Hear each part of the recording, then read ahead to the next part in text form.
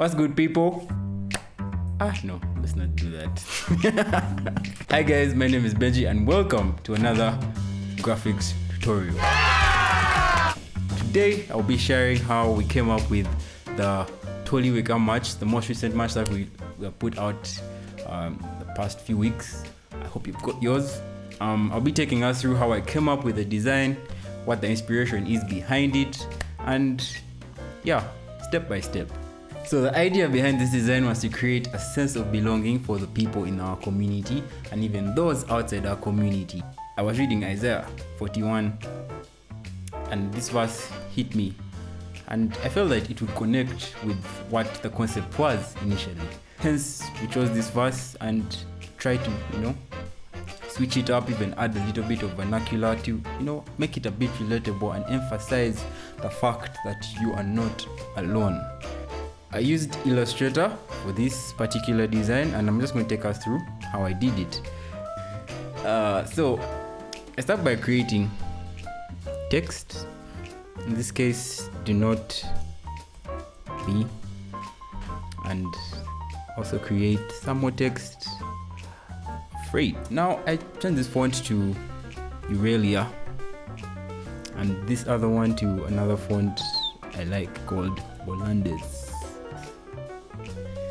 Yes, just resize that to my liking and set them in a particular position. Some fonts come with a certain level of manipulation, and this particular font Bolandes had some of it, and it's what I played around with until I came up with certain letters looking a particular way that I was interested in.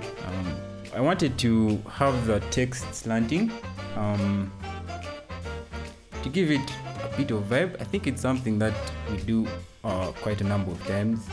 We slant our text. So how I did that, select your text, go to object, and then to shear. And now the shear angle that I used for this one was -5, and I set the axis to be vertical. So it slants, on the vertical axis. And then I did the same thing for the word afraid. Object, transform, shear. Yes. And now we have our text slanting. The next step was to create some outlines around the word afraid to add a bit of spice to it. So in order for me to add an outline, I need to change my text to shapes. And I do that by right clicking and then I go to create outlines, and now my text has been turned into shapes. The next step is to create those outlines we'll be talking about. So I go to object with my text selected, I go to path, and then I go to offset path. And now this pop-up happens. As if I increase these, the offset increases. If I reduce it, the offset reduces. So I think 10, let's go a bit up. 12 was a bit okay. Then press OK, and that happens. Now I wanted to change the text that the offset that I've just created to outlines. So I do that by changing it from fill to stroke, and then I increase the stroke width to about 5. And now the next step was to sort of unite the stroke so that it's one unified outline around all the letters. When I go into my properties here, there is something down here called Pathfinder, and the first one here is click to unite. When I do that, that happens. Voila, we're already getting there. Now the last major step was to cut out some pieces of this stroke so that it's not going all around all the way through, but just a bit pieces of the letters and stuff like that to make it look like it's some kind of shadow.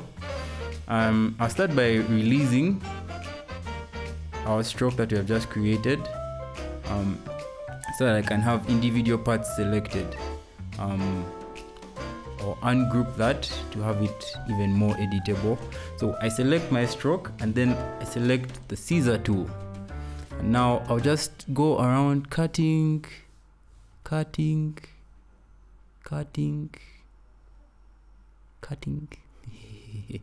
until I'm satisfied. Once I'm done with that, I can just delete what I do not need. I do not need that. I don't need that. I just delete what you do not need. I did that over and over again throughout all the letters, and it's the same thing that I did for the other word, the I am. And pretty much, I think once I had done that for every single word, the design was almost there. All I needed to do was to add the other text, the Toli Weka, the for, the with you. So once I was done with all those steps of cutting the stroke to my liking and aligning all the text, I came up with this particular design with emphasis on the words afraid and I am as a conversation starter, in a way, I would say. And that's how I created this design.